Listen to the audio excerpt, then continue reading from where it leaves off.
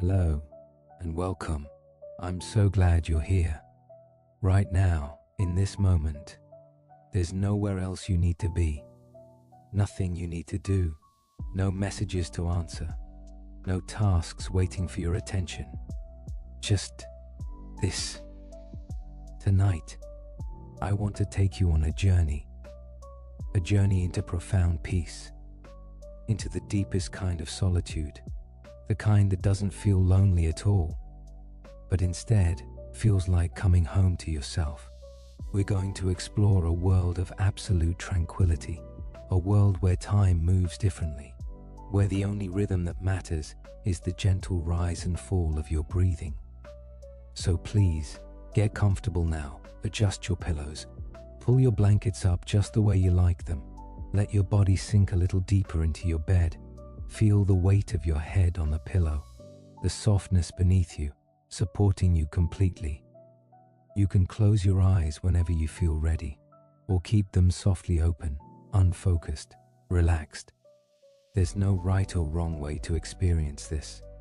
If you drift off to sleep at any point, that's absolutely perfect. That's exactly what this is for.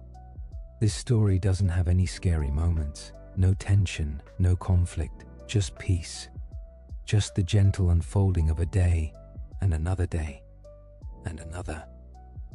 In a world that has become perfectly, beautifully still. Imagine waking up one morning to discover you are the last person on earth. But this isn't a frightening thought. Not at all. Because in this world I'm about to describe, you'll find something rare and precious. Something most of us spend our whole lives searching for, complete and utter peace. So let's begin. Let yourself settle in. Take a slow, deep breath, and as you release it, release any tension you might be holding. Let it all go.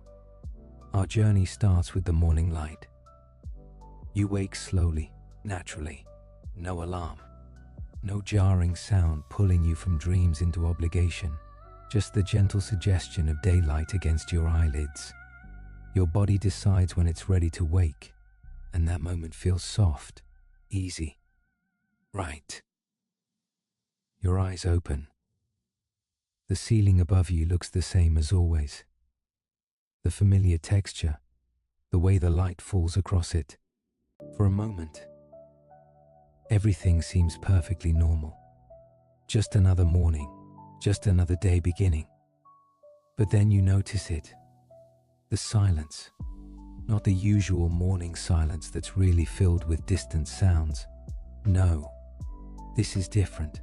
This is a silence so complete, so total, that it almost has a presence of its own.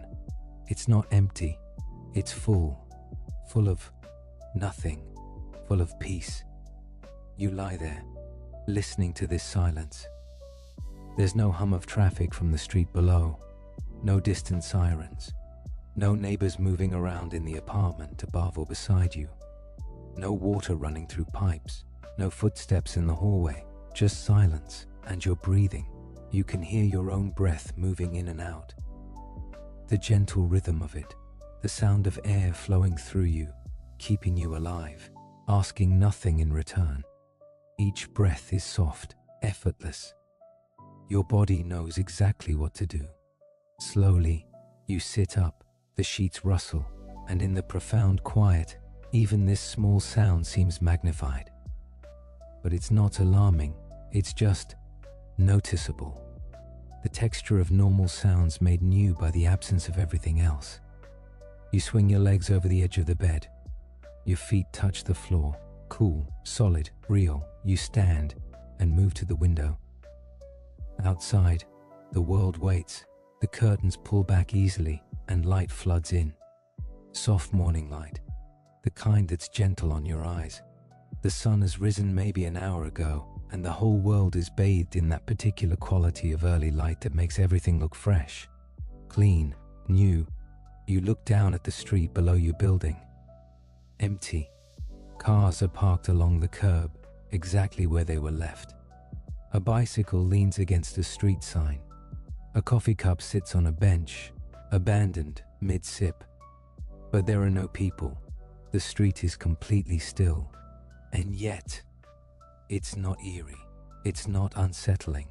Somehow, looking at this empty street, you feel something unexpected wash over you. Relief. A deep, profound relief. Like a weight you didn't know you were carrying has suddenly been lifted from your shoulders. You turn from the window and walk through your apartment. Your footsteps echo slightly.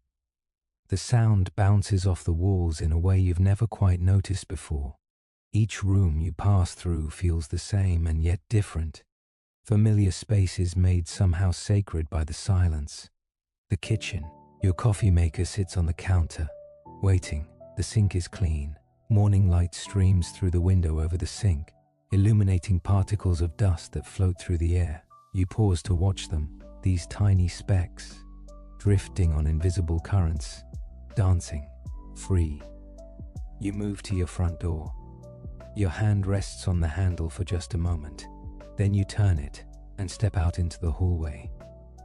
The hallway stretches in both directions, lined with doors to other apartments. All of them closed, all of them silent. The carpet beneath your feet muffles your footsteps. You walk slowly toward the stairwell, running your hand along the wall as you go, the texture of the wallpaper under your fingertips. You've walked this hallway 1,000 times and never really felt it before, never noticed the slight roughness, the pattern embossed into the paper. But now, with nothing else demanding your attention, you notice everything. The stairwell echoes more than the hallway. Each footstep multiplies, bouncing off concrete walls, down one floor, then another. The rhythm of your descent becomes almost meditative. Step, echo, step, echo. Your breathing matches the pace. Ground floor, the lobby. Large windows let in streams of light that cut across the space in geometric patterns. The front desk sits empty. A plant in the corner looks healthy, its leaves bright green and reaching toward the window. You approach the main door, glass. You can see through it to the street beyond, the same street you viewed from your window. But now you're about to step into it. Your hand pushes the door open. Outside into the world, the air that greets you is perfect. Not too warm, not too cool. That ideal temperature where you barely notice the boundary between your skin and the world around you. A gentle breeze moves past you, and you stand there for a moment, just feeling it. You take a step forward, then another, and now you're standing in the middle of the street. In the middle of the street. When was the last time you could do that? Stand in the center of a road without fear, without hurry, without the need to watch for cars or listen for engines. But now, the street is yours. All of it. You could lie down in the middle of it if you wanted. You could dance. You could just stand here. And that's what you do. You just stand. The sun warms your face, your eyes close, and you tilt your head back slightly, feeling the light on your eyelids. Orange, red, the colors you see when sunlight filters through closed eyes. Your breathing deepens. This moment is perfect. When you open and rise again, you really look at your surroundings, the buildings that line the street. You've seen them so many times before, but now you see them differently. The architecture, the way windows reflect the sky, the small details of cornices and door frames. Beauty you never had time to notice. Flowers are growing. Here, in the crack between the sidewalk and the street, tiny yellow flowers pushing up through concrete. They've probably been there for days, or maybe weeks, growing without permission, thriving despite, or perhaps because of, being ignored. You crouch down to look at them more closely. Delicate petals, the intricate center of each bloom, the way they move ever so slightly in the breeze, alive, persistent, beautiful. Standing again, you begin to walk, slowly. There's no destination, no plan, just the simple act of moving forward, of exploring your world as if seeing it for the first time. The storefronts you pass are all closed, but you can see inside them through the windows. A bookstore with stacks of volumes waiting on shelves, a cafe with chairs still tucked under tables, a clothing shop with mannequins posed mid-stride, all frozen, all peaceful. And then you hear it, the first sound besides your own breathing and footsteps, a bird singing. It's a robin, perched on top of a parking meter, its red breast bright against the grey metal, and it's singing with such confidence, such clarity. Its song fills the empty street, echoes off the buildings. The sound is somehow louder, more present than you remember bird songs being. The robin tilts its head, looks at you with one dark eye, and continues singing. It's not afraid. Why would it be? You're just another part of its world now. Not a threat, not a disruption, just there. You smile. When was the last time you really listened to a bird? Not just heard it in the background while thinking about other things, but really listened. The melody is complex, beautiful, rising and falling in patterns that seem both random and perfect. The breeze picks up slightly. You can smell it now, the scent of grass and leaves, of earth and growing things. The city has always had plants, street trees, parks, flower boxes, but somehow you never really smelled them before. Or maybe they're already growing more boldly. Maybe nature is beginning to spread, just a little, into spaces that were always kept too tidy before. You continue walking, past a bus stop where a bench sits empty, past a row of parked cars, their metal bodies warming in the sun, past trees planted at regular intervals along the sidewalk, their branches forming a canopy overhead that filters the light into dancing patterns on the pavement below. Everything is so still, so quiet, and yet, paradoxically, it feels more alive than ever. You find yourself in a small plaza between buildings. There's a fountain here. The water isn't running, but the basin is still full, the surface perfectly calm, a mirror reflecting the sky.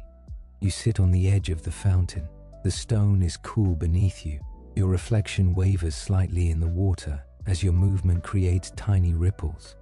You look at yourself, same face, same eyes, but something in your expression is different, softer. The usual tension in your jaw is gone. Your forehead is smooth. You look peaceful. This, you think. You are alone, the last person, and strangely, impossibly, you feel okay, more than okay. You feel a sense of calm settling over you like a warm blanket, like something you've been carrying for years. Something heavy and sharp and demanding has finally been set down. There are no expectations now, no one waiting for you to be anything, no deadlines, no appointments, no social obligations, no need to smile when you don't feel like smiling, or to hurry when you want to be slow, or to be quiet when you want to sing. You realize that, for the first time in longer than you can remember, you don't feel any pressure. Not from others, not from yourself.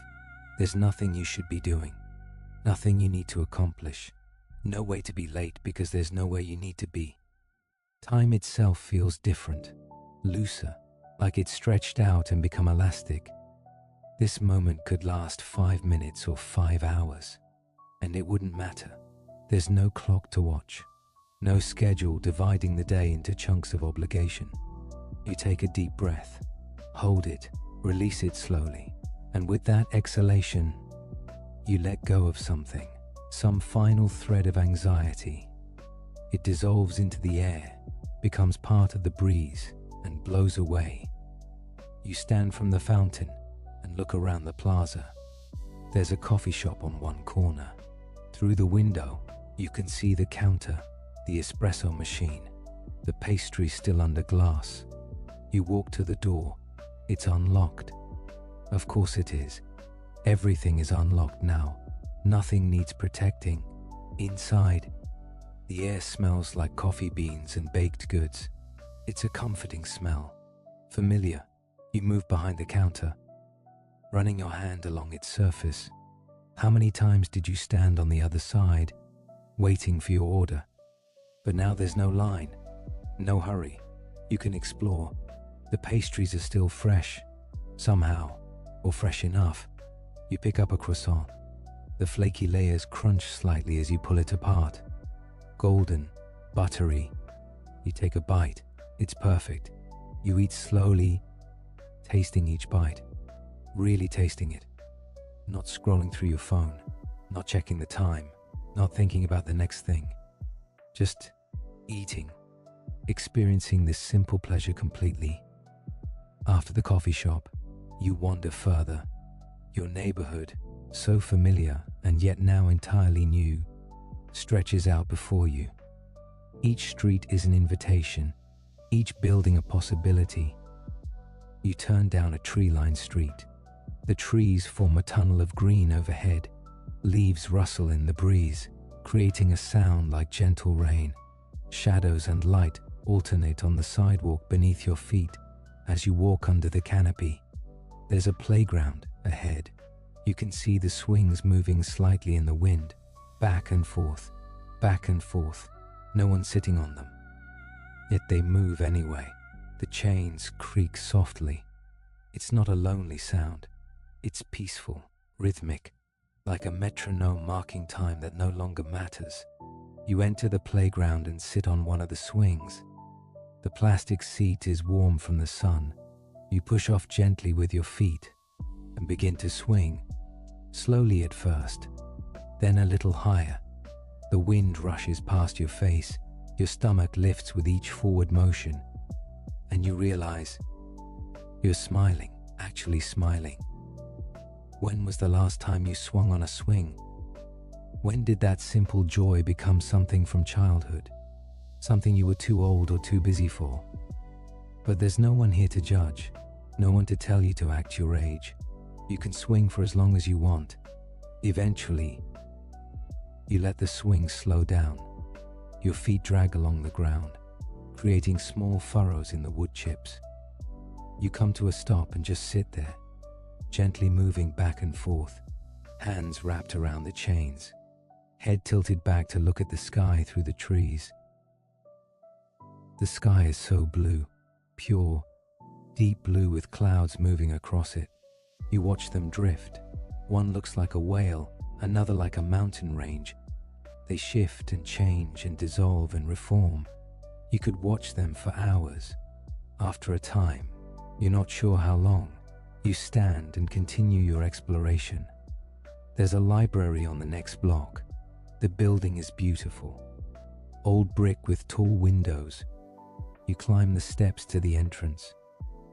Inside, the library is cool and dim. Dust motes float in the shafts of light coming through the windows. Row after row of shelves stretch into the quiet depths of the building. Thousands of books, tens of thousands. Every story ever written, every bit of knowledge ever recorded, it's all here, all waiting, all yours. You walk slowly between the shelves. Your fingers trail along the spines of books, the texture of cloth covers, smooth dust jackets, embossed titles. Each one is a world, a life, a dream, and you have all the time in the world to explore them.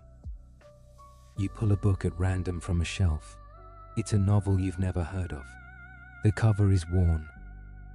The pages yellowed slightly. You open it and read the first line. It's intriguing. You tuck it under your arm. Then you select another and another. No limit, no due date. These books are yours for as long as you want them. With an armful of books, you find a comfortable chair near a window. The chair is old leather, cracked but soft. You sink into it. The window beside you looks out onto the street, empty, peaceful. A cat walks along the sidewalk, pausing to stretch in a patch of sunlight. You open the first book and begin to read. The words flow, the story unfolds, and time disappears entirely. There's nothing but this chair, this light, this story. Complete immersion, complete presence. Hours pass, or maybe just minutes. It's impossible to tell, and it doesn't matter. When you finally look up from your book, the light has changed. The sun has moved across the sky. It's later now. Afternoon, perhaps. You set the book aside. You'll come back to it later and leave the library. Outside, the air is warmer. The sun is high and bright. You squint slightly as your eyes adjust. Movement catches your eye. There, at the end of the street, a deer, a doe, stepping carefully out from between two buildings. She pauses, looks around. Her large ears swivel, listening. Then, satisfied that all is safe, she walks calmly into the middle of the street. You stand very still. The deer notices you. She turns her head, looks directly at you. Her eyes are dark and liquid, calm. You're not a threat. She can sense that. After a moment, she looks away and continues on her way, nibbling at grass growing from a crack in the pavement. As you watch her, more movement. Two fawns emerge from the same place their mother appeared, still spotted, young. They bound after her with awkward, joyful leaps, playing, being young, being alive. The deer family moves down the street and turns into what used to be a carefully manicured park. But already, you can see how the park is changing. The grass is longer. Wildflowers, dandelions, clover, small daisies are scattered throughout. It's less park and more meadow now, more wild, more itself. You follow the deer at a distance, not wanting to disturb them. The park is beautiful. The trees are fuller than you remember. Birds are everywhere. Their songs overlap and interweave, creating a symphony of natural sound. You can hear different species, high trills, low warbles, chirps and coos and calls. You find a bench and sit. The wood is warm from the sun. Before you, the park spreads out like a painting. The deer graze peacefully. Squirrels chase each other up and down tree trunks. A rabbit hops across an open space, stops, sits up on its hind legs to survey the area, then continues on. Everything is so alive. The animals move with confidence now, with freedom. They've realized, faster than you did perhaps, that the danger is gone, that the world is theirs again. Or maybe it was always theirs, and now they're simply reclaiming it. The sun is warm on your face. Your body feels relaxed, loose, every muscle at ease. Your breathing is slow and deep. Your mind is quiet, not racing from thought to thought, worry to worry, just quiet, present, here. You close your eyes and listen. The wind in the trees, the songs of birds, the distant sound of the deer moving through tall grass, your own breathing, your own heartbeat, all of it together, all of it harmonious, all of it exactly as it should be. This is peace, pure and complete, and it's yours, all yours, for as long as you want it. As the afternoon light begins its slow descent toward evening, you realize something. You can live anywhere now, any house, any apartment, any space in this entire city, this entire world is yours if you want it. The thought doesn't overwhelm you. Instead, it feels like an invitation, a gentle possibility. Where would you feel most at peace? What kind of space would wrap around you like a hug? You leave the park and begin walking through residential neighborhoods, tree-lined streets with houses set back behind small gardens, each one different, each one with its own personality, its own story. Some houses are large and grand, with multiple stories and elaborate architecture. Others are small and cozy, like cottages from a fairy tale. You walk slowly, looking at each one, not judging, just observing, feeling which one speaks to you. Then you see it. A house that makes something in your chest warm. It's not the biggest or the fanciest. It's just right. 2 stories, painted a soft, weathered blue. A front porch with a swing that moves gently in the breeze. Windows that catch the afternoon light and glow like warm honey. The garden in front is already growing wild. Roses climbing over a trellis, lavender bushes thick and fragrant, daisies scattered through grass that's growing long and soft. It looks like something from a dream, like a place where peace lives. You walk up the path to the front door. Your hand rests on the doorknob, cool metal beneath your palm. You turn it, and the door opens with a soft creak. Inside, the air is still and quiet. Dust motes float in the light streaming through the windows. The space smells faintly of wood and lavender. Someone who lived here loved this house. You can feel it in every detail. The front door opens into a hallway. Wooden floors, worn smooth by years of footsteps. To your left, a living room. Large windows face the garden. There's a fireplace with a stone mantel, a comfortable-looking sofa, bookshelves lining one wall, a thick rug in the center of the floor. You walk to the windows. They're tall, reaching nearly from floor to ceiling. Through them, you can see the garden, the street beyond, the trees. So much light. This room would be bright all day long. You could watch the sun move across the sky from here. Watch the seasons change. Moving through the house, you explore each room. The kitchen is in the back, overlooking a larger garden. There's a wooden table by the window. You can imagine sitting there in the morning, drinking tea, watching birds. The kitchen has open shelves displaying simple dishes. A deep sink under a window, everything practical and peaceful. Upstairs, there are bedrooms. You find the one that feels like it could be yours. It's not large, but it doesn't need to be. A bed by the window, soft white curtains that would filter the morning light. A reading chair in the corner, simple, calm, perfect. You sit on the bed, the mattress is comfortable. You lie back, your head sinking into the pillow. From here, you can see out the window, branches of a tree, pieces of sky. A bird lands on a branch, preens its feathers, then flies away. This could be home. This could be your sanctuary, a place to return to, a place to rest, a place that holds you safely while the world continues its slow, peaceful turning. You stand and continue exploring. There's an attic, accessible by a pull-down ladder. You climb up. The space is full of soft, dusty light coming through a small window. It's empty except for a few boxes. This could be another reading space, or a place to sit during rain and listen to drops on the roof. Back downstairs, you go out the back door into the larger garden. It's even more overgrown than the front. Flowers everywhere, a vegetable patch, now wild but still producing. You see tomatoes, red and ripe on sprawling vines, beans climbing up stakes, herbs growing in abundance. There's a tree at the back of the garden, old and thick-trunked, its branches spread wide, offering shade. Beneath it, someone has placed a wooden bench. You walk to it and sit down. The shade is cool. The bench is solid. From here, you can see the whole garden, and beyond it, your house, your home. A feeling of rightness settles over you, of belonging. This is where you'll stay. This is where you'll build your quiet life, not alone, never alone.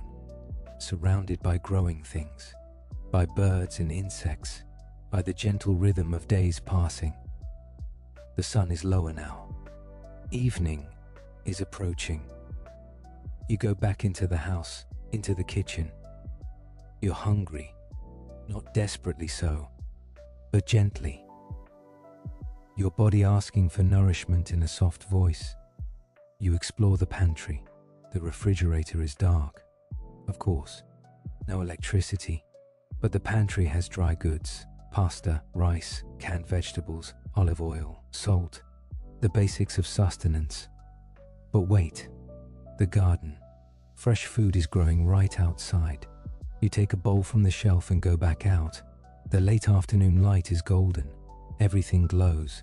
You pick tomatoes, still warm from the sun. You gather beans, pull a few carrots from the earth, their green tops still fresh and feathery. Inside, you wash them in the sink. The water runs clear and cold. You dry each vegetable carefully, tomatoes, beans, carrots, simple things, perfect things. There's a camping stove in one of the kitchen cupboards. You set it up, light it. The blue flame hisses softly. You fill a pot with water and set it to boil. The sound of water beginning to heat, bubbles forming at the bottom, then the gentle, rolling boil. You prepare a simple meal, pasta with the fresh tomatoes, chopped and mixed with olive oil and herbs you found in the garden. Basil. Its scent fills the kitchen as you tear the leaves. The smell is vibrant, alive, green and peppery and perfect. When the food is ready, you carry your bowl to the table by the window. You sit, the evening light streams in, painting everything gold and rose. You take your first bite. The flavors are pure, clean. The sweetness of tomato, the bite of basil, the satisfying texture of pasta. You eat slowly, chewing each bite completely, tasting everything. There's no need to hurry, no show to watch, no messages to check. Just this food, this moment, this fading light, this quiet. Outside the window, birds are returning to their roosts. You watch them fly past, dark shapes against the glowing sky, their day ending as yours settles into evening. Everything following the natural rhythm. Wake with light, eat when hungry, rest when tired. Simple, as it should be. After eating, you wash your bowl and pot. The water runs over your hands, warm from being heated on the camp stove. The simple act of cleaning, of caring for your tools, of preparing for the next meal, the next day. It's meditative, satisfying. The house is growing darker now. You find candles, matches. You light several and place them around the living room. Their flames dance. They cast flickering shadows on the walls. The light is warm and gentle, like being held in the palm of the day as it releases you tonight. You wrap yourself in a soft blanket you found in a cupboard. It smells like lavender.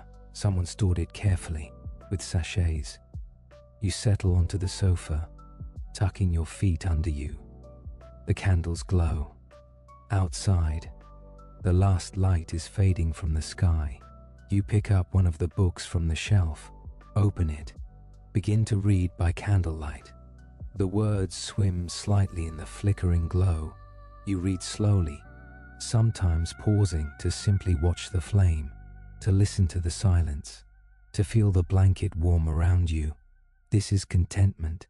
This is peace, a full belly, a warm house, a good book, soft light, safety, quietness. Everything you need, nothing you don't. Days begin to pass. How many? You're not sure. It doesn't matter. Each one unfolds like a flower opening, natural, unhurried, perfect in its own way. You wake with the light, not the same time each day. Sometimes earlier when summer sun comes sooner, sometimes later when clouds soften the dawn. Your body wakes when it's ready, when it's had enough rest, and that's the only alarm you need. Mornings have a rhythm now. You open your eyes, lie still for a moment, feeling your body, noticing any dreams fading away like mist. Then you stretch, arms overhead, back arching, toes pointing, your whole body lengthening and waking. You rise and go to the window. Look out at the garden. Check what's changed overnight. The tomatoes redder, the beans longer, flowers opening that were closed yesterday. The garden is a clock of its own, marking time in growth and bloom and fruit. Downstairs, you start a fire in the kitchen stove. You've learned how to use it now. The wood catches, smoke curls up the chimney. Soon there's heat. You fill a kettle with water and set it on the stove. The sound it makes as it heats, a soft rumble, then the whistle when it's ready. Tea. You've found a variety of teas in the pantry. Black tea for mornings when you want something strong. Herbal teas for afternoons. Chamomile for evenings. You pour the hot water over the leaves and watch them unfurl. dark tendrils of flavor spiraling through clear water, turning it amber. You take your tea to the table by the window. Steam rises from the cup, carrying scent. You blow on it gently, sip carefully. The warmth travels down your throat, into your chest, spreading, comforting. Outside, the morning light makes everything vivid. The green of leaves is almost luminous. Birds move through branches. A squirrel runs along a fence, tail high. Everything greeting the day in its own way. After tea, you go out to the garden. This has become part of your morning, checking on the plants, pulling any weeds, though you're selective about what you consider a weed now. Many weeds have flowers, feed bees, have their own beauty. You water what needs watering, the sound of water splashing onto soil, the smell of wet earth. You pick whatever is ripe, bring it inside, fresh food, a gift from the earth, from the sun, from the rain, from your gentle tending. The middle of the day is for whatever calls to you. Sometimes reading. You've brought many books from the library now. They're stacked in pleasant piles around the living room. Fiction, poetry, natural history, philosophy. You follow your curiosity wherever it leads. Sometimes you explore the neighborhood, walk to different places. The city is yours to discover. You found a museum you visit sometimes, the art hanging in silent galleries, paintings that no one else is looking at. You can stand before them for hours if you want, just looking, just feeling. Sometimes you simply sit in the garden, on the porch swing, by the window, doing nothing, thinking nothing, just being, watching clouds, listening to birds, feeling the air on your skin. This, you're discovering, is not laziness. This is presence. This is being fully alive. Afternoons are warm. Sometimes you nap, lying on the sofa with the windows open, a breeze moving through the room, the distant sound of leaves rustling. You drift. Sleep comes easily. Dreams are gentle. And waking is soft. No jarring. Just a gradual return to consciousness. Evenings are for preparation, for transition. You make dinner as the light begins to change. More food from the garden. Sometimes pasta. Sometimes rice with vegetables. Sometimes just bread and cheese and fruit. Simple meals. Enough. After eating, there's the ritual of candles, of settling, of allowing the day to release you. You read or sit quietly. Sometimes you go out to the garden bench and watch the stars emerge, one by one, then dozens, then hundreds, the sky revealing itself layer by layer. The night sounds are different from day sounds. Crickets, sometimes an owl. The wind moves differently at night, cooler, gentler. It speaks in whispers through the leaves. When tiredness comes, you don't fight it. You go upstairs, change into comfortable clothes, wash your face with cool water, the simple care of your body, then into bed. The sheets cool at first, then warming from your body heat, your head on the pillow, the window open to the night, and sleep comes easily, always, because you're tired in a good way. The satisfying tiredness of a body that's been gently used, that's walked and worked and lived. Not the exhaustion of stress or anxiety, just natural, healthy tiredness. This is your rhythm now. This is your life. Simple, natural, peaceful, in alignment with the world, with yourself. One morning, you wake with a feeling of curiosity, the desire to see something new. Your home is wonderful, but the whole world is out there, waiting, empty, peaceful, and it's all accessible. You prepare for a longer walk, fill a bag with water, some food from the garden, wear comfortable shoes, step out into the morning with no destination in mind, just the intention to explore, to discover, to see what calls to you. You walk through neighborhoods you haven't visited yet. The city is large, but you have infinite time. You can explore it all eventually, street by street, building by building, each discovery a small joy. Today, your feet carry you toward the botanical gardens. You've been there before, years ago. You remember it as beautiful but crowded, manicured, controlled. You wonder what it looks like now.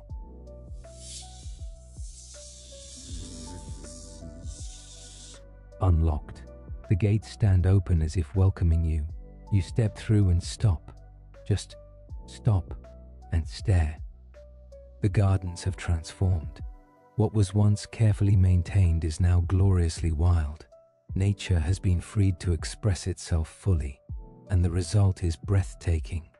Paths that were once clear are now bordered by plants spilling over edges. Flowers that were kept in neat beds have spread, mingling with each other in combinations no gardener would have planned, but that work perfectly. Colors everywhere: purple, yellow, red, pink, white, all vibrant, all alive. You walk slowly along a path. Bees move from flower to flower. Their buzzing is constant, a soothing hum.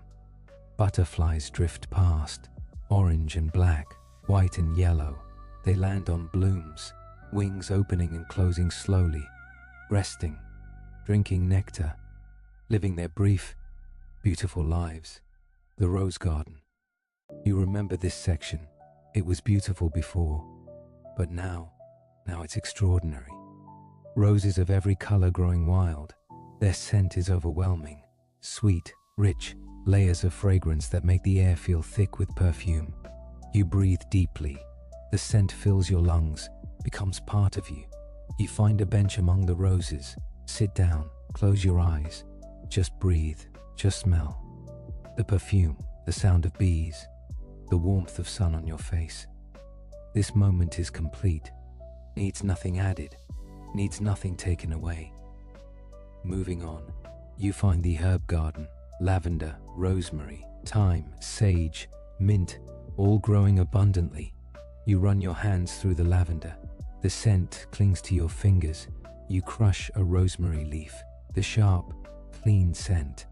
You pick some mint leaves and chew them. The cool, fresh taste. Each plant is an experience. Each scent a memory. Each taste a small pleasure. You gather some herbs to take home. For tea, for cooking. Gifts from this generous garden. The tropical greenhouse. The glass building is clouded with condensation. Inside, it's warm and humid. The air is thick. Breathing it feels like drinking. Ferns grow huge and sprawling. Palm fronds brush the glass ceiling. Orchids bloom in impossible colors. Purple so deep it's almost black. Green that seems to glow. Water drips somewhere. A constant plink, plink, plink. The sound echoes in the glass space. You walk slowly through the humid air. Sweat beads on your skin. But it's not uncomfortable. It's like being held, like being in the womb of the world. You find a small bench and sit. The warmth, the humidity, the green growing things all around. It's primal, ancient. This is what the world was before humans tried to control it. Wild, abundant, thriving. Hours pass in the botanical gardens. You explore every section. The Japanese garden with its carefully placed stones and twisted pines. The cactus garden, dry and sharp and surprisingly beautiful. The meadow area where wildflowers now grow shoulder high, waving in the breeze. When you finally leave, it's afternoon. The sun is high and warm. You feel full, satisfied, like you've had a feast, but for your senses instead of your stomach. Another day. You feel drawn toward water. The city is on the coast. The ocean is not far. You've always loved the sea, the sound of it, the endless horizon, the way it makes you feel small and significant at the same time. You walk toward the shore. The neighborhoods change as you get closer. Beach houses, cottages. The smell of salt in the air, stronger with each step. And then you crest a hill and see it. The ocean, vast, blue, sparkling in the afternoon sun, stretching away to infinity. The sight of it makes your breath catch. So much water, so much space, So much beauty. You make your way down to the beach. The sand is warm beneath your feet. You take off your shoes and let your toes sink in. The texture, soft on top, firmer underneath. The way it shifts and molds to your footsteps. The beach is empty, of course it is, but somehow, seeing this long stretch of sand with no other footprints, no umbrellas, no towels, no people, it drives home the reality. You are alone, the last person, and this entire beautiful beach is yours. You walk along the water's edge. Waves roll in, gentle today, not stormy. Just the steady, eternal rhythm of water meeting land. Meeting, retreating, meeting, retreating. The sound is hypnotic, constant. It fills your ears, your mind. There's no room for thoughts, just waves. The water rushes over your feet, cool, foaming. Then it pulls back, and the sand shifts beneath your soles. The feeling is strange, unstable, but you're not afraid. You let it happen. Let the ocean move the earth beneath you. Let yourself be part of this ancient dance. You find shells, so many shells. Without people collecting them, they've accumulated, all sizes, all colors. Spirals and fans and smooth ovals. You pick up the ones that call to you, not because you need them, just because they're beautiful, because touching them is pleasant, because you can. You fill your pockets with shells, their hard smoothness clicking together. Then you sit in the sand. Just sit, cross-legged, hands resting on your knees, watching the ocean. The sun is beginning its descent. The light is changing, becoming warmer, more golden. The ocean reflects it, sparkles and glints of light dancing on the surface. Thousands of small suns, millions, too many to count, too beautiful to look away from. Slowly, the sun sinks lower, touches the horizon. The sky begins to transform. Orange, pink, purple. Colors that seem too vivid to be real, but they are real. This is happening, right now, and you're here to witness. The sun is a perfect circle, balanced on the edge of the world, half above, half below, then more below than above, then just a sliver, then gone. But the colors remain. The sky's on fire, painted in shades of sunset that will fade but for now are glorious. You sit and watch as the colors slowly dim, as purple deepens to blue, as blue darkens to indigo, as stars begin to appear. You should go home. It's getting dark, but you're not ready yet. There's driftwood on the beach, dry pieces bleached white by sun and salt. You gather some, not too much, just enough. You arrange the wood in a small pile. Find some dried seaweed for kindling. You have matches in your pocket, always prepared now. You light the kindling, it catches, smokes, then flames. The driftwood catches too, and soon you have a small fire. The flames dance, orange and yellow against the deepening blue of twilight. The fire crackles and pops, sparks rise into the air, float upward, disappear into darkness. The smoke smells of salt and wood. It drifts out toward the ocean, toward infinity.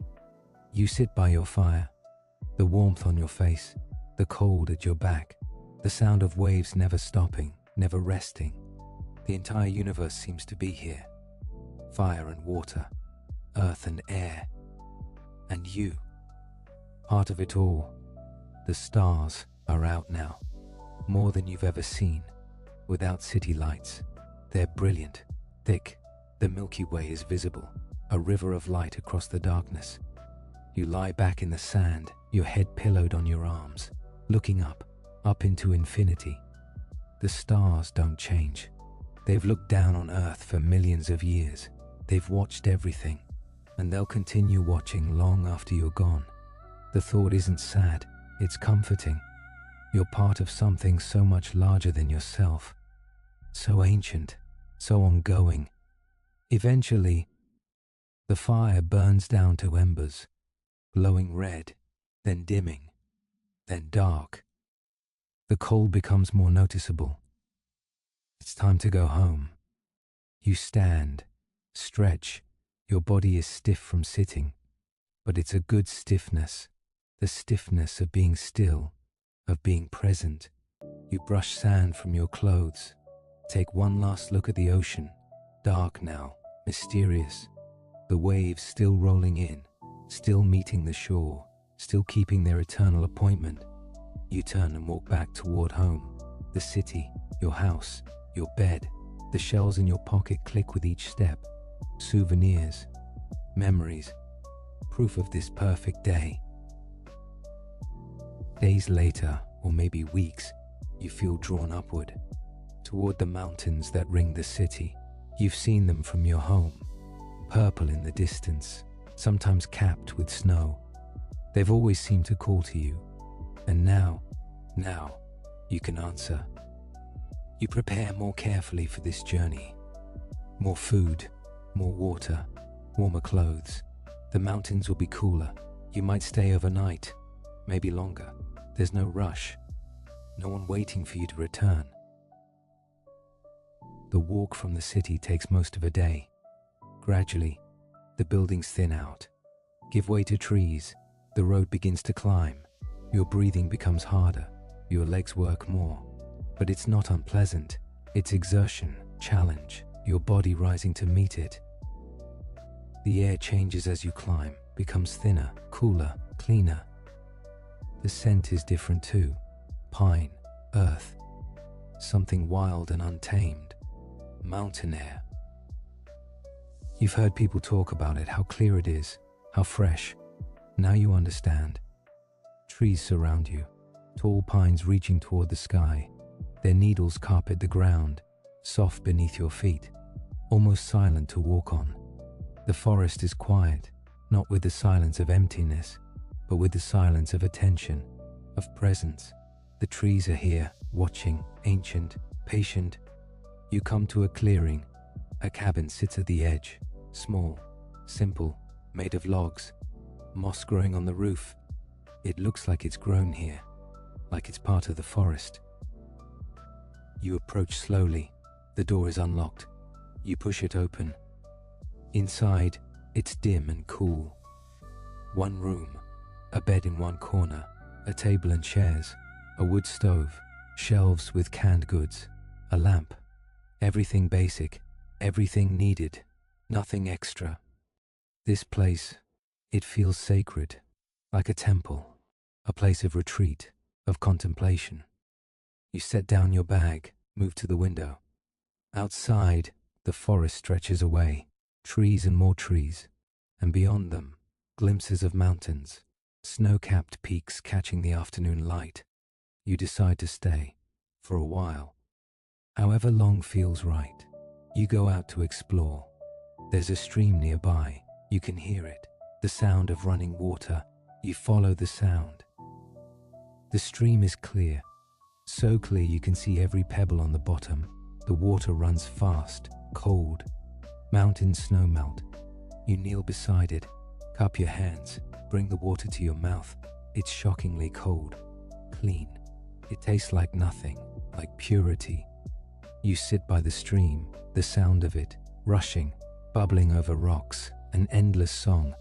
Never the same moment twice, but always the same song. Water flowing downward, pulled by gravity, following the path of least resistance. Like everything in nature, effortless, inevitable. That evening, in the cabin, you light a fire in the wood stove. The warmth is immediate and comforting. You prepare a simple meal, eat at the small table, watch through the window as twilight settles over the forest. The trees become silhouettes, dark shapes against a darkening sky. The silence here is different from the silence in the city, deeper, more complete. The forest absorbs sound, holds it. You feel wrapped in this silence, held by it, safe. You step outside after dinner. The cold hits you immediately. Sharp, clean. Your breath makes clouds in the air. Above, the sky is clearing, stars beginning to appear. Up here, at this altitude, they seem closer, brighter. more numerous. You can see your breath, each exhalation visible, a reminder that you're breathing, that you're alive, that this body keeps functioning, keeps you here, keeps you present. The cold drives you back inside eventually. You stoke the fire, add more wood. The flames leap up, orange and yellow, dancing.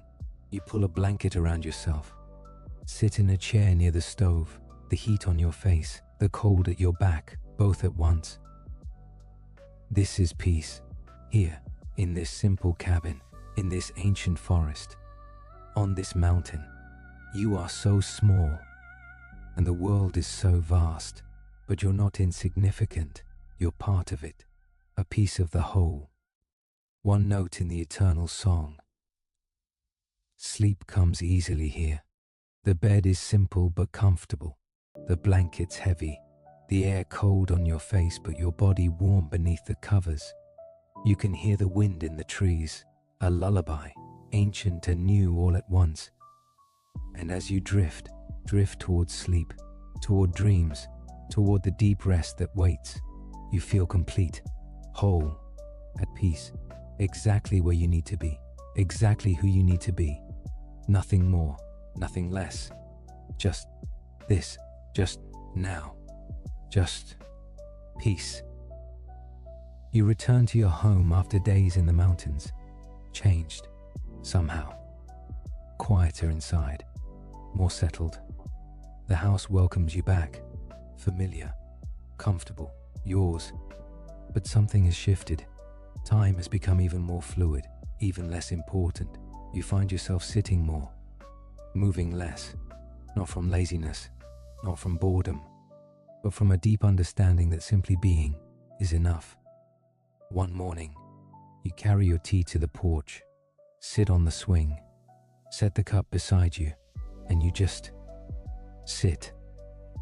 The swing moves slightly, a gentle back and forth, your feet pushing off the floor every so often, but mostly still, mostly quiet.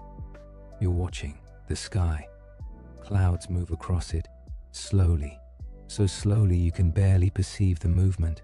But if you watch long enough, yes, there.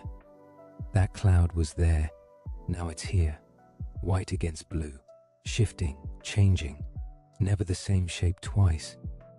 One cloud looks like a ship, sailing across the blue ocean of sky. The prow pushes forward, the sails billow. But as you watch, it transforms. The ship becomes a dragon. No, a horse. Now just wisps, abstract shapes, nothing, everything. How long have you been sitting here? An hour, 2. The sun has moved. The angle of light has changed. But you haven't moved, haven't needed to. There's something profound about this, about sitting without purpose, about observing without judging, about existing without doing. Your tea has gone cold. You pick it up anyway, sip it. Cold tea has its own taste, different from hot, not worse, just different. Everything is an experience when you're present for it.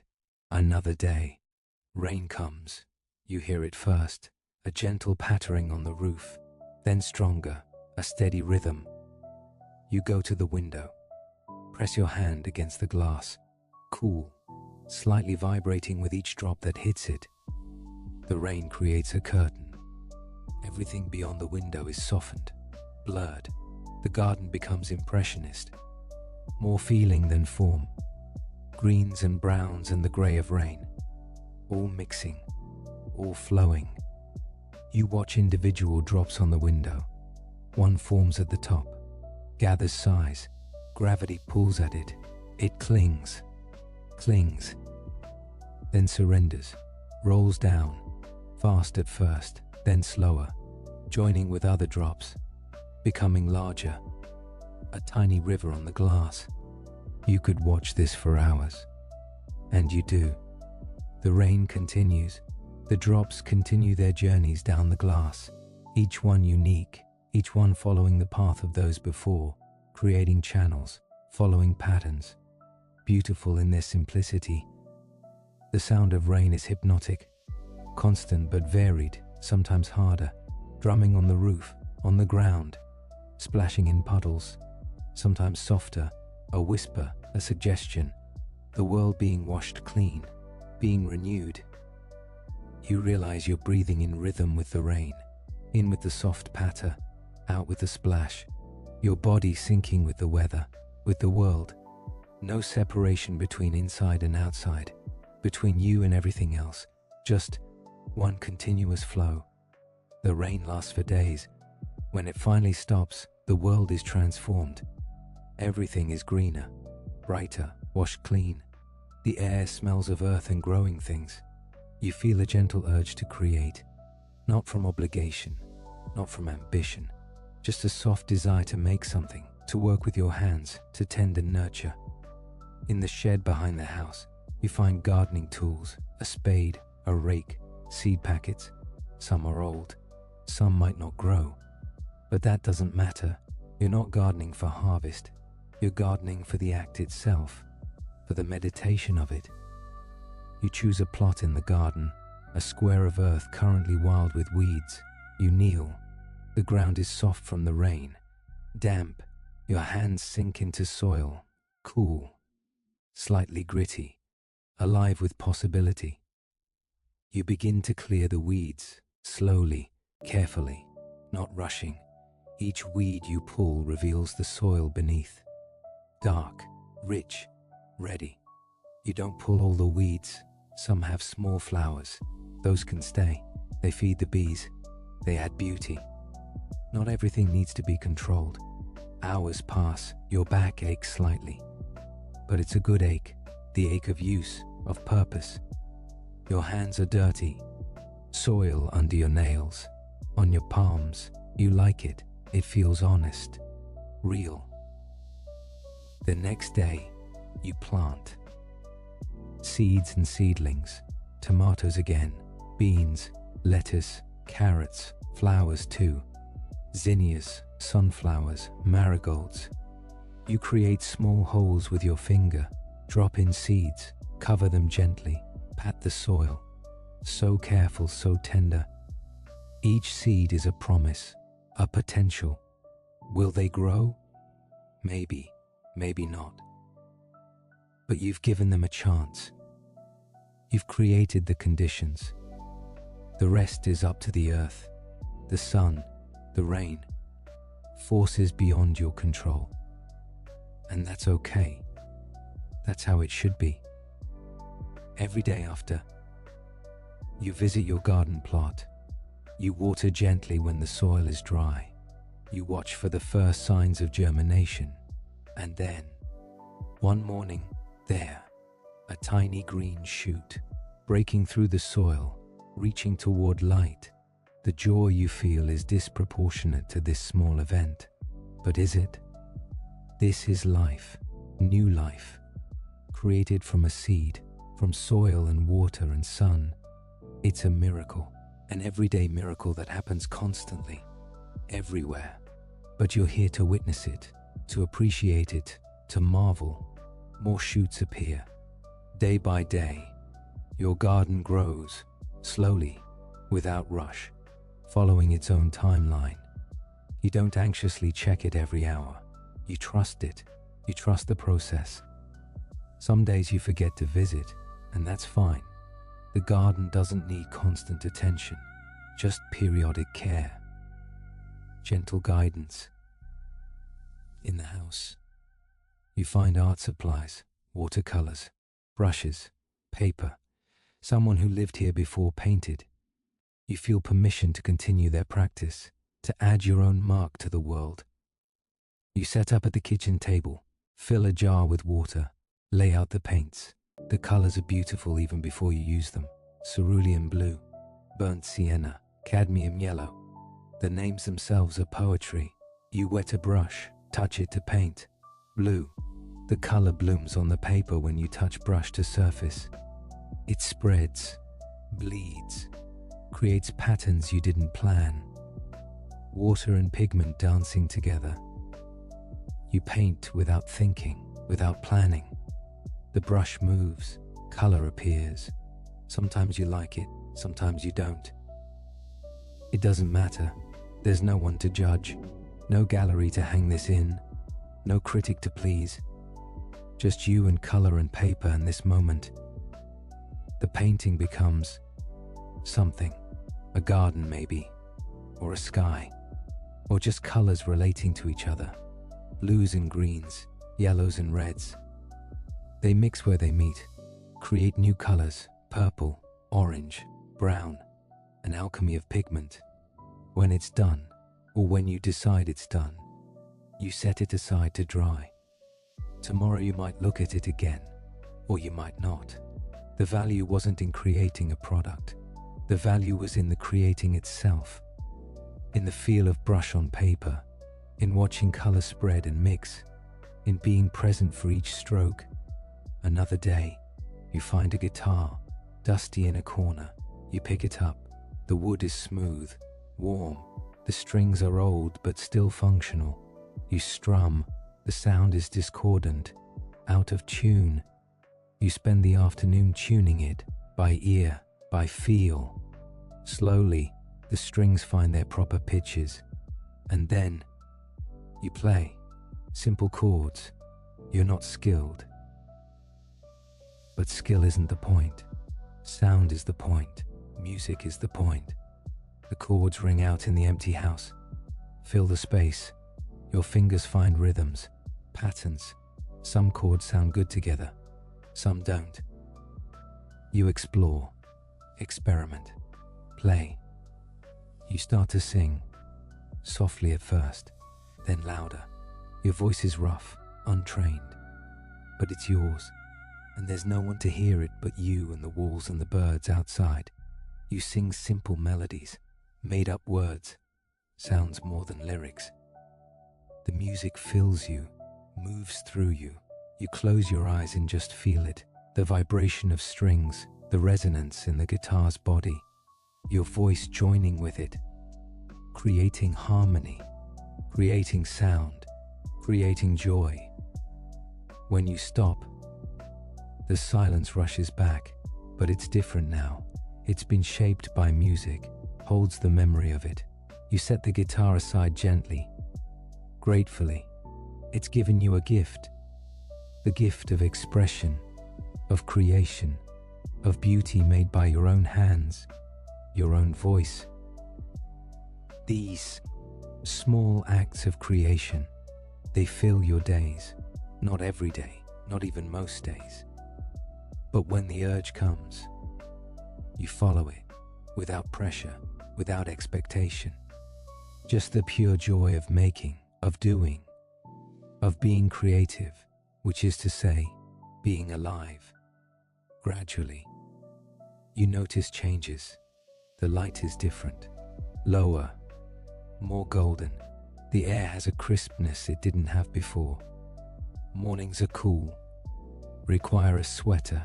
The garden is still producing, but the energy is different, slowing, preparing.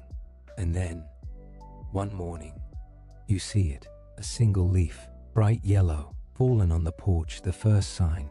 Autumn is coming. Over the next weeks, the transformation accelerates. Leaves change color. Green becomes yellow, gold, orange, red. The trees are on fire, burning with color, with beauty, with the glory of ending. You walk through the neighborhood. Every tree is a masterpiece. The maple is orange and red. The oak is golden. The ash is yellow. They glow in the autumn light, luminous, transcendent. Leaves fall constantly, drifting down like snow, landing on sidewalks, on grass, on cars, creating carpets of color. You walk through them, the sound under your feet, that distinctive crunch, dry leaves breaking, the sound of autumn. You lie down in a pile of leaves, look up through branches. The sky is so blue, that particular autumn blue, deep and clear and endless. The remaining leaves frame it, orange and gold against blue, colors that shouldn't work together but are perfect. The smell of autumn, decaying leaves, earth, a slight smokiness in the air. It's not unpleasant. It's the smell of change, of transformation, of the earth reclaiming what grew from it. You discover an apple orchard on the edge of the city. The trees are heavy with fruit, red apples, yellow, green.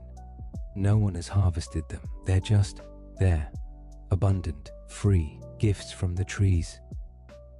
You pick apples, as many as you can carry, their weight in your bag, their smoothness in your hands. Some are perfect, some have wormholes. You take both. Back home, you make applesauce. The kitchen fills with the scent of cooking apples and cinnamon. Sweet, warm, comforting. Jars of applesauce line your shelf. You made this from apples you picked, cooked on your stove, preserved for the winter ahead. It's satisfying in a deep, primal way. This is how humans have lived for millennia, harvesting, preserving, preparing. You're connected to that long chain of human existence. Evenings grow longer. Darkness comes earlier. You light fires in the fireplace more often. The warmth, the light, the crackle and pop of burning wood. You sit before it with tea or cider, watch the flames dance, mesmerized, calm. The garden has mostly finished. A few hardy plants remain. Kale, some herbs, but most has gone to seed or withered. You don't feel sad. This is natural. This is right. Growth and decline, bloom and fade, the eternal cycle. You gather seeds from your plants, store them for next spring. In this way, your garden will continue. These plants will have children, grandchildren, generations. You're the caretaker, the facilitator, helping life continue. The first frost comes on a clear night. In the morning, everything sparkles. Each blade of grass is outlined in ice. Each leaf, each spider web. The whole world has been crystallized, made magical. You breathe out and watch your breath. White cloud in cold air. Evidence of your warmth, your life, your breathing. Still here, still present, still experiencing this beautiful world. Birds change. The summer birds are gone, migrated, but winter birds arrive. Cardinals, bright red against white snow that begins to fall. Chickadees, cheerful and brave. Juncos with their neat grey and white. You put out seeds for them. They come, trust you, take your offering. And then, one night, it begins. Snow, real snow. You wake to a changed world. Everything is white, covered, transformed. The silence is absolute. Snow muffles sound, absorbs it. The world is wrapped in quiet. You dress warmly. Step outside. Your feet sink into snow. It's deep, untouched, no footprints but yours. You walk, each step a small effort. The snow crunches. That particular sound, cold snow, dry and powdery. The city is unrecognizable. All the familiar shapes are softened, rounded, made gentle by snow. Cars are white mounds, fences are white lines. Everything is simplified, reduced to basic shapes. Your breath comes in clouds, your cheeks sting with cold, your fingers tingle even in gloves, but you're not uncomfortable. The cold is clarifying, sharpening, making you present in your body. You walk to the park. In summer it was green and wild. Now it's white and still. Trees are bare, their branches dark against white ground. White sky. They look like drawings, like calligraphy, black ink on white paper. You stop walking, just stand. Listen. The silence is profound. There's no wind, no birds singing, just nothing. Pure silence. You can hear your heartbeat, your breathing, blood moving through your body. You've never heard your own life so clearly. Back home, you stoke the fire high. The heat is intense, immediate. You stand before it, warming your hands, your face, feeling the cold leave your body, being replaced by warmth. The contrast is delicious. Winter days have a rhythm. Wake late, The sun rises late too. Have tea, read by the fire. Eat simple meals, soups, stews, warm things, comfort food. Watch snow fall if it's falling. Watch the bare branches if it's not. Go to bed early. The darkness invites sleep. You read so much in winter, book after book, losing yourself in stories, in other worlds, in other lives. While outside, the world sleeps, rests, gathers strength for spring. The nights are long. Sometimes you go out to see the stars. On clear nights, they're incredible. Hard and bright, cold light from impossible distances. You stand in the snow, head back, staring up. Your neck aches, but you don't care. The stars demand to be seen. Moonlight on snow is its own kind of magic. The world glows, soft blue-white light. Everything is visible even in darkness. You can walk at midnight and see perfectly. The moon and snow illuminating each other, creating a gentle, surreal landscape. But you don't. To pass is slowly, but you don't wish it away. Each season has its gifts. Winter's gift is rest, is quiet, is turning inward, is small pleasures, fire, books, hot drinks, stillness. The change is subtle at first. The light, it's different, stronger, higher in the sky. The snow begins to melt, not all at once, but gradually, dripping from roofs, revealing patches of grass, brown and matted but alive underneath. And then, one morning, you hear it. A bird, singing, not a winter bird, a robin, the first robin. Its song is clear, beautiful, insistent. Spring is coming. Wake up, wake up. More snow melts. The ground appears, muddy, messy, but full of promise. And then, there, small green points pushing through dead leaves, crocuses, purple and yellow and white, the first flowers, brave, determined, claiming their season. The world begins to wake. Everywhere you look, something is happening. Buds on trees, thickening, swelling. The bare branches suddenly fuzzy with emerging leaves. Green returning, life returning. Your garden plot. All winter it was dormant, hidden under snow, now revealed. And there, the seeds you saved. They survived. New shoots push up, tiny but determined. Your garden is being reborn. Spring rain is different from summer rain or fall rain. It's warmer, gentler. It doesn't chill you. It refreshes, renews. You stand in it sometimes. Let it soak you. It smells like growth, like green things, like beginning. Birds are everywhere, building nests, singing, claiming territories. The dawn chorus becomes spectacular. You wake to it, dozens of species, all singing at once, a symphony, an announcement. We're here, we survived winter, we're alive. Baby animals appear. You see a doe with a new fawn, wobbly-legged, spotted, learning to walk. Rabbits have kits, squirrels have babies. Life is reproducing, continuing. The world is full of young things, new things. Your garden grows quickly now. The warm days and spring rain create perfect conditions. The seedlings become plants. The plants become strong. You thin them, water them, but mostly you just watch, amazed. This is happening. This growth, this transformation. Flowers bloom everywhere, not just in gardens. Wild. Dandelions turn fields yellow, then white with seed heads. You blow on one. Watch the seeds float away on their parachutes, drifting, searching for a place to land, to grow, to continue. The trees leaf out fully, practically overnight, it seems. One day bare branches, the next full canopy, green everywhere. The world has transformed from brown and white to green, vibrant, living, lush. You spend more time outside.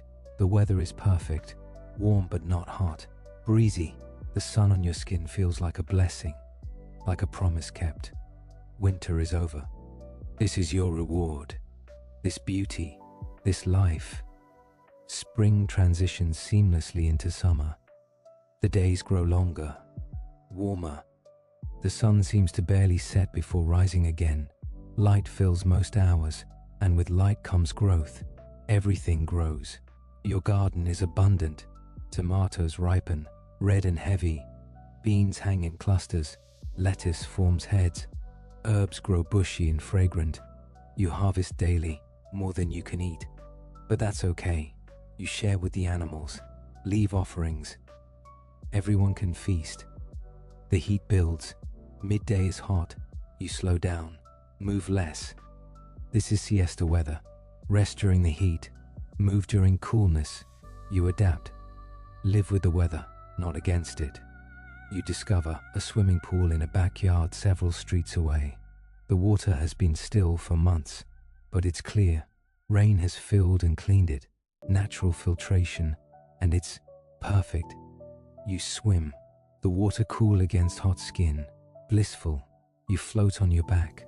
Look up a blue sky. Feel the sun on your face. Water supporting your body. Completely relaxed. Completely held by water, by earth, by this moment. Evenings are long, warm, perfect. You eat dinner outside, simple food, fresh from the garden, bread, cheese, tomatoes, basil. The tastes are clean, pure, real. Fireflies appear as darkness falls, small lights blinking, on, off, floating through the warm air. You watch them. Try to predict where they'll light next. Can't. They're random, beautiful, magical. The night, sounds of summer. Crickets, a constant chirping. So loud, so insistent. But after a while, you don't hear it as sound. It becomes the baseline, the foundation, the sound of warm nights. Sometimes you sleep outside, on the porch, in a hammock, under the stars, with just a light blanket, the air warm enough. Why sleep inside when you can sleep under the sky? So you do. You sleep beneath stars and moon. Wake with the birds. Rise with the sun. Fruits ripen. Berries, peaches, plums. You find fruit trees around the city. Pick what you want. Eat some fresh. Preserve some. The taste of sun-warmed peach. Juice running down your chin. Sweet, soft, perfect. Summer thunderstorms roll through, sudden, dramatic.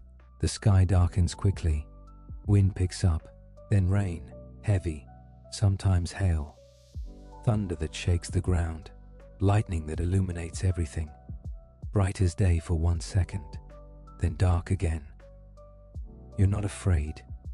You watch from shelter, the power of it, the drama, the release of energy, and after, the smell. Ozone, wet earth, everything washed, everything fresh, everything renewed. Long summer days melt into each other. Time becomes meaningless. Is it June, July, August? Does it matter? It's summer, it's warm, it's light, it's abundant, it's enough, more than enough. It's everything. The year has turned, full cycle. You've experienced each season, seen how the world changes, how it stays the same, the eternal rhythm. Birth, growth, harvest, rest, birth again. And through it all, you've been here, present, watching, participating, being, simply being, in alignment with everything. Part of the great turning, part of the dance. This is life, stripped to essentials. No complications, no artificial stresses. Just the basic rhythm. Sleep, wake, eat, move, rest, live, be. And it's enough. It's always been enough. You see that now. You feel it, deep in your bones, deep in your heart. You are enough. This is enough. Everything is exactly as it should be. Everything's continue their dance. You've lost count now. How many springs? How many winters? It doesn't matter. Time has lost its meaning. There is only now. Only this endless, peaceful present. The animals have changed. Their fear is gone. Completely. They see you as part of the landscape now, not a threat, not a predator, just another being, sharing this space, this world. One morning, you're sitting on your porch, tea in hand, watching the sunrise.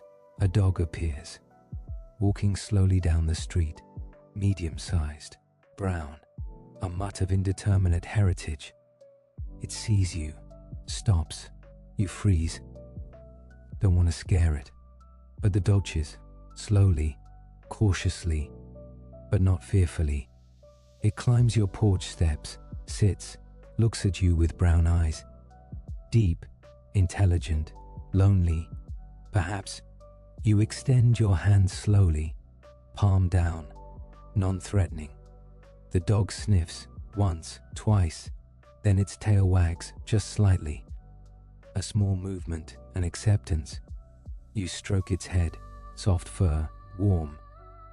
The dog leans into your touch, sighs, a long, deep sigh, as if it's been holding tension for months and is finally releasing it.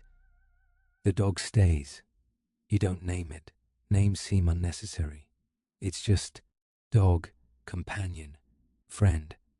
It follows you on walks, sleeps on your porch, sometimes in your house. You share your food. It's grateful. You see it in those brown eyes, in the way it presses against your leg. Having the dog changes things. You're not alone anymore. Not that you felt alone before, but this is different.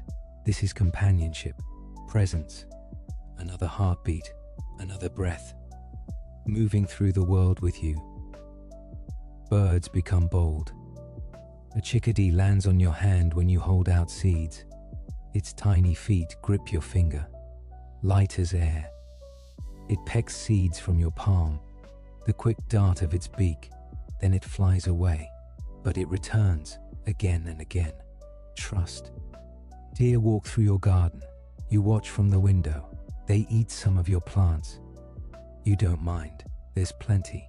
For them, for you, for everyone. Sharing is natural. Hoarding is the aberration. A cat appears. Striped, orange and white. It's more independent than the dog. Comes and goes. But sometimes it curls on your lap while you read.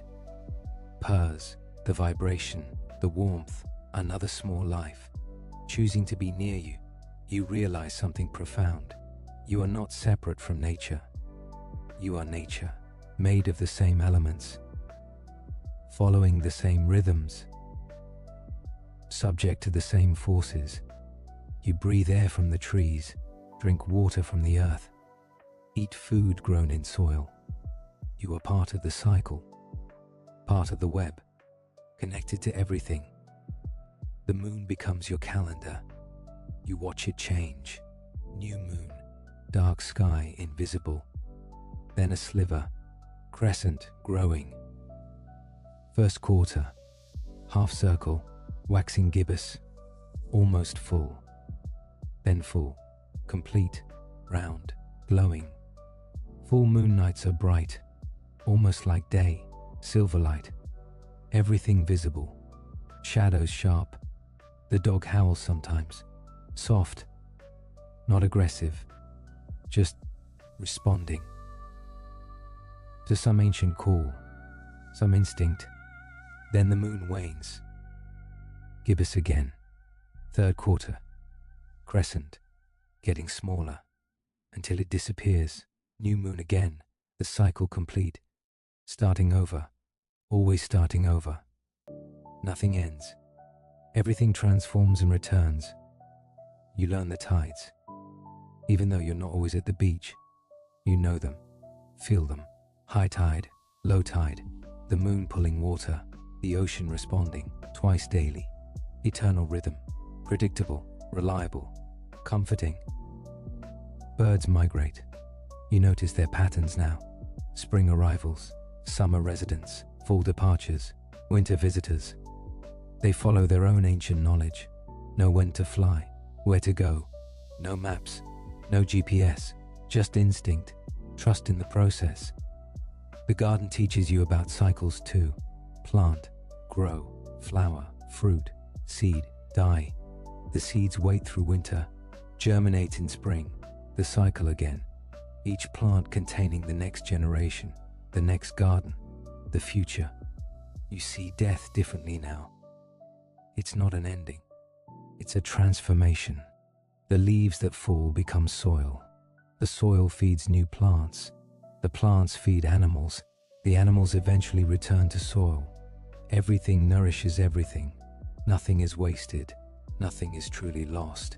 Your garden has grown wild, not untended, but free. You guide it gently, but let it express itself. Tomatoes grow where they want, self-seeded. Flowers mix with vegetables. Herbs spread everywhere. It's chaotic, beautiful, productive, natural. Trees you've watched for years. You know them now, individually. That oak with the crooked branch, the maple that turns red earliest in fall, the pine the birds prefer. They're familiar, friends, silent companions. Paths have formed. Where you walk regularly, the grass is worn. Your roots marked on the earth. You follow them without thinking. Your feet know the way. Your body has memorized the landscape. The house has changed too. Plants grow on it now. Ivy climbing walls, roses covering the porch. You let them. They belong here as much as you do. The house is becoming part of the garden part of the house, boundaries dissolving. You look different, too, you suppose. Your hair is long, unkempt. Your clothes are worn, comfortable, practical. You don't look in mirrors often, don't think about appearance. It doesn't matter. There's no one to see, no one to judge. You're just yourself, pure, unadorned. Sometimes you wonder, if someone came, another person, would they even recognize you as human, or would you seem like part of this place? Grown from it, belonging to it, as natural as the trees and birds and stones. The thought doesn't disturb you. In fact, it feels right. You have become part of the landscape, part of the ecology, one element in a vast, complex, beautiful system, not dominant, not separate, just part. Walking has become meditation. You don't walk to get somewhere. You walk to walk. Each step conscious, deliberate, present. Foot lifts, moves forward, descends, weight shifts, other foot lifts. The rhythm, left, right, left, right. Breath synchronized. In, out, in, out. Step, step, step, breathe. Your mind is quiet while walking. Thoughts come, but they don't stick. They pass like clouds. You notice them, then let them go. No attachment, no judgment, just observation. The body knows how to walk. You don't have to think about it. Balance, movement, coordination. All automatic. The mind can rest. Just be carried along, witnessing, present. Sometimes you walk for hours, not going anywhere, just walking. Through the city, through neighborhoods, through parks. Your feet carry you. Your breath sustains you. Your awareness experiences. Nothing more needed. Sitting meditation happens naturally too. You'll be somewhere, garden, porch, beach, and you'll just sit, cross-legged or not. Doesn't matter. Back straight or relaxed. Hands resting. Eyes closed or open. Looking at nothing. Everything. Breath becomes the anchor. In, out. You feel it. The air entering nostrils. Cool. Traveling down. Filling lungs. Pause, then out. Warm. Carbon dioxide. Waste. Gift to plants. In, out. The eternal exchange. Your mind becomes like water. Thoughts are ripples. They appear, spread, fade. The water returns to stillness, again and again, calm, clear, reflecting sky, reflecting everything, disturbed by nothing. might sit for minutes or hours. You don't know, don't care. When you open your eyes, the sun has moved, but you have not. You've been nowhere and everywhere. You've been here, completely here. Sometimes memories surface, unbidden, unexpected, faces from before, places, moments, your old life, before you were the last. You remember rushing, always rushing, to work, to appointments, to obligations, the constant pressure, the stress, the anxiety. It seems unreal now, like a dream. Did you really live that way? You remember crowds, subway cars packed with bodies, streets full of people, noise, constant noise, voices, music, traffic, electronics, notifications, the overwhelming stimulus. How did you bear it? You remember wanting, always wanting. The next thing, the better thing, accumulation, possession, the belief that happiness came from having, from achieving, from becoming someone or something else. But now, you have almost nothing, and you've never been happier, more peaceful, more content. The paradox is clear. Happiness wasn't in having, it was in being all along. You just couldn't see it through the clutter. You don't miss anyone. This surprises you. There were people you loved, cared about, but that love exists still, in memory, in heart. Missing them would mean wanting them here, but they're not here, and that's okay. Everything is as it is, as it should be.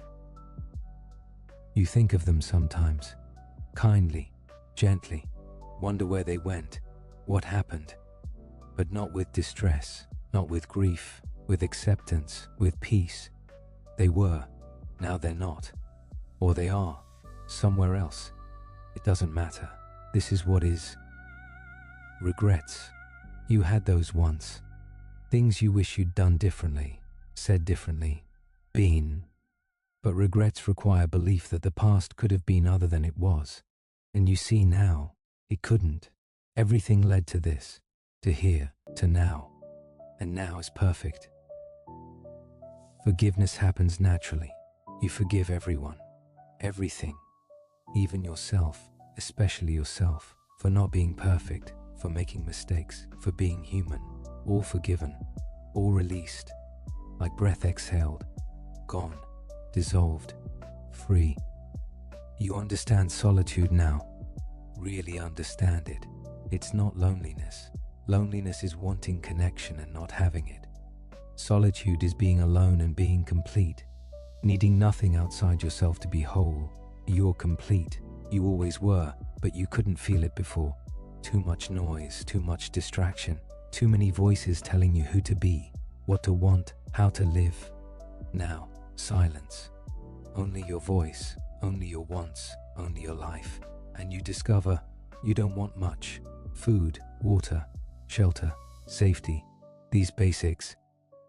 And beyond that, just presence, just existence, just this.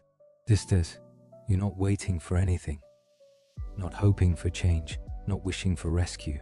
This is your life, this solitude, this peace, and it's enough, more than enough. It's everything. If someone appeared tomorrow, another person, found, survived, would you be happy? Maybe. Company might be nice, or maybe not. Maybe you'd feel the intrusion, the disruption of perfect peace, but they won't appear. You know this. You are the last, the only. And instead of terror or grief, you feel privilege. You've been given a gift.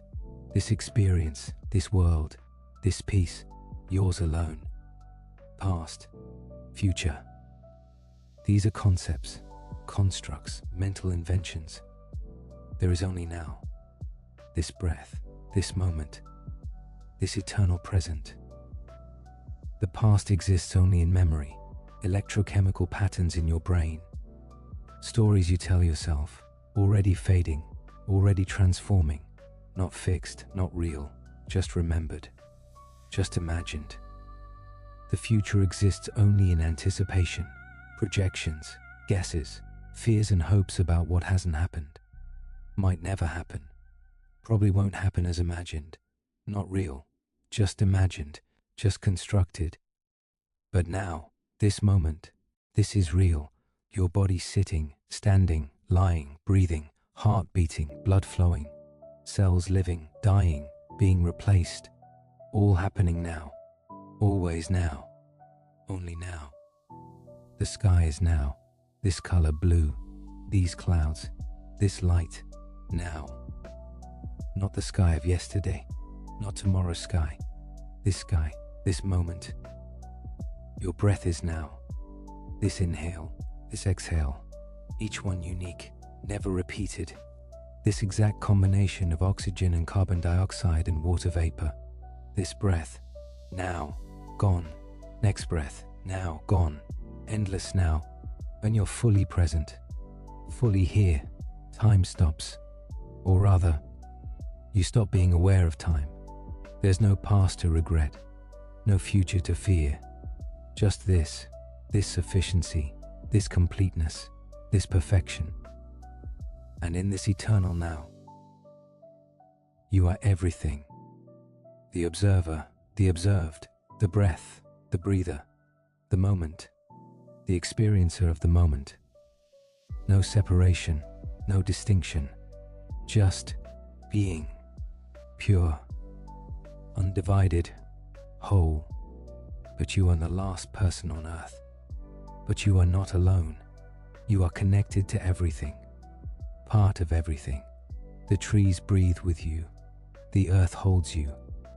The sky shelters you. The sun warms you. You are woven into the fabric of existence, inseparable, essential, belonging, belongflit, a deepest presence of acceptance, complete, total, unconditional. Everything is as it is, and as it is perfect. The day is ending. The day is ending, as all days must. You've seen thousands of sunsets now, each one different, each one the same, each one beautiful. You're at your favorite spot, maybe the beach, maybe the garden, maybe the mountain cabin. It doesn't matter. Wherever you are is perfect, is right, is home. You sit, settle, become still. Watch the light change. Golden, rose, orange, the colors of endings, of completion, of satisfaction. The dog is beside you, or maybe the cat, or maybe you're alone with birds, or completely alone. It doesn't matter. You're never really alone. The whole world is with you, part of you. The sun touches the horizon, sinks slowly, so slowly, but inevitable, unstoppable, following its course, as it has for billions of years, as it will for billions more. You feel grateful for this day, for this life, for this experience. Gratitude wells up, not directed anywhere, not thanking anyone, just gratitude, existing, like warmth, like light, filling you. The sun is half gone now, then more, then just a sliver, then gone. Day ended, another day, another revolution of Earth, another turn in the endless dance. But the light remains. Afterglow. The sky holds color, refuses to darken immediately, lingers, like the day is reluctant to leave, wants to give you a few more moments, a few more breaths of beauty. Slowly, you stand, stretch, your body stiff from sitting, but good stiff, used stiff, alive stiff. You move gently, no rush, never rush anymore. You walk home, twilight walk, the world soft, blurred, between day and night. Neither, both, threshold time, liminal space, where transitions happen. Your house appears, familiar shape, welcoming, lights in the window from candles you left burning, golden glow, warm, safe, home, inside. The ritual begins, the evening ritual, lighting more candles, fire in the stove if it's cold, a simple meal if you're hungry, tea always tea, the warmth, the comfort, the flavor, soothing. You move slowly through these tasks, each one done with attention, with presence. Nothing is mundane when you're fully present. Everything is sacred, every act, every moment. The house is quiet, peaceful, filled with soft light, shadows dancing, the familiar shapes of furniture, books, your life, simple, beautiful, complete. You prepare yourself for sleep, wash your face, cool water, the sensation, clean, fresh, brush your hair, smooth it back, change into sleeping clothes, soft, comfortable, all these small acts, self-care, self-love. You blow out candles, one by one, each flame extinguished, smoke curling, the scent, wax and wick, darkness spreading, but not frightening, welcoming. Night is rest, night is renewal, night is necessary. Climb the stairs, each step familiar. You could do this in complete darkness. You know every creak, every texture. This house is part of you now. You are part of it. Your bedroom, window open to the night, cool air flowing in, curtains moving slightly in the breeze. The room is almost dark, just moonlight, silver, gentle. You lie down. The bed receives you, soft, supportive. The sheets cool at first, then warming from your body heat. The pillow cradles your head. Perfect, everything perfect. Everything body relaxes, immediately, completely, every muscle letting go, tension flowing out, like water, draining away, leaving you soft, heavy, at ease. Outside, night sounds, crickets, their constant song, wind in trees, leaves rustling, speaking in whispers, the distant hoot of an owl, all peaceful, all part of the night symphony. Your breathing slows, deepens, each breath fuller, slower, the rhythm of sleep approaching. Your body knows it's done this thousands of times. It knows how to sleep, how to rest, how to restore. Your mind quiets, thoughts come, but slower, gentler, less defined, like fog. They drift, dissolve. You're not quite awake, not quite asleep. Between, that beautiful between, you, the earth beneath you, solid, rotating slowly through space, carrying you. You're on this planet, this beautiful blue and green planet, spinning through the cosmos, and you're safe, held, part of it all. Your body is heavy now, so heavy, each limb, dense, relaxed, sinking into the mattress, becoming part of the bed, part of the house, part of the earth. No separation, just one, quiet, like still water, peaceful. So peaceful, ocean deep, deep, infinite peace, der distance. You need nothing at all. Hey zero, you, consciousness. This is enough. This has always been enough. You want nothing, no change, no improvement, no addition. This moment is complete. You are complete. Everything is complete. Perfect, exactly as it should be. Perfect. You are simply being, not doing, not becoming, just being, existing, present, here, now, always now, only now, eternal now. Breathing, slow, deep, easy, effortless. The body breathing itself, life living itself. No effort needed, just allowing, permitting, accepting. If you're still awake, that's okay. There's no need to force sleep. Sleep will come when it comes, when your body is ready, when your mind is quiet enough. Trust the process. Trust that maybe you're already drifting, already slipping into dreams, into that other realm, where consciousness loosens, where reality becomes fluid, where anything is possible, where anything is fair. You're held by this bed, by this house, by this earth, by this universe. You belong here. You've always belonged here. You're part of everything, and everything is part of you. Let go now. Let go of trying. Let go of thinking. Let go of doing just. Let go, release. Surrender to sleep, to rest, to peace, to this moment, this perfect, complete moment.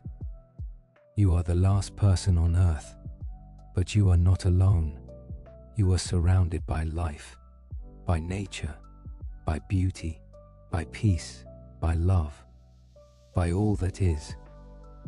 And all that is with you, always. Now, deep rest, healing rest, perfect rest.